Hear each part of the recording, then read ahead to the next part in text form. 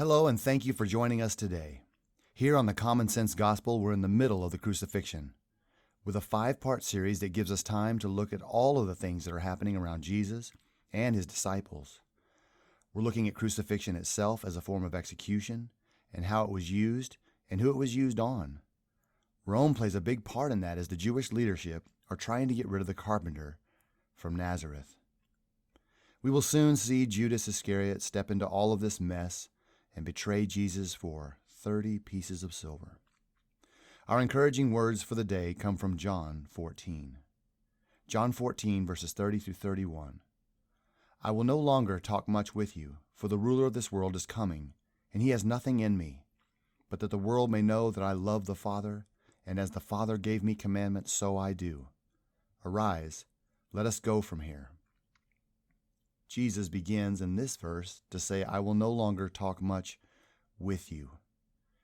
His time to be with them is coming to an end. It is on this night, as a matter of fact, that Jesus will be arrested, bound, and led away to Annas and Caiaphas by a detachment of Roman soldiers. This is the last time they will talk together before Jesus offers himself to God. After saying, I will no longer talk much with you, he goes on to say, for or because the ruler of this world is coming. I realize that this may be happening in more than one way, but we know that Judas is coming, and he's coming with soldiers and the officers of the high priest. The devil is using Judas to betray the Lord into the hands of the wicked and lawless men who are coming. It says this in John 13 and verse 2, and supper being ended, the devil having already put it into the heart of Judas Iscariot, Simon's son, to betray him. Again in John chapter 6, verses 70 and 71, Jesus answered them, have I not chosen you, the 12, and one of you is a devil? He spoke of Judas Iscariot, the son of Simon, for it was he who would betray him, being one of the 12. And now here, in this moment in time in John 14, Jesus simply says, the ruler of this world is coming. He follows up with that statement by saying, and he has nothing in me. This phrase should be taken in its full and absolute meaning. He is affirming that the ruler of this world has no control over any part of the person of Christ. In Jesus, the devil has never ruled, not for one moment. It is so important for us to know that, to understand that, and to believe that with all of our heart. The devil has no part in me. He has nothing in me. Not for a second did the devil, the ruler of this world, have any control over Jesus. He came to do his Father's will. In this fact, this statement he makes about the devil having no control over him will strengthen the next statement that Jesus made to his disciples. In verse 31, he says, so that the world may know that I love the Father.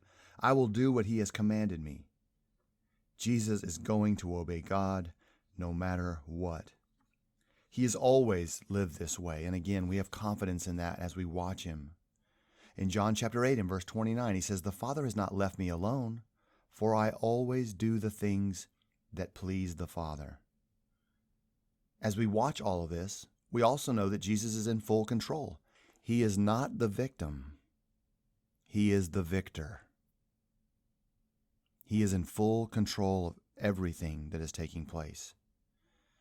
In John chapter 10 and verse 18, he says this, no one takes my life from me, but I lay it down of myself.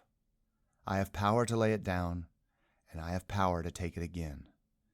This commandment I have received from my Father.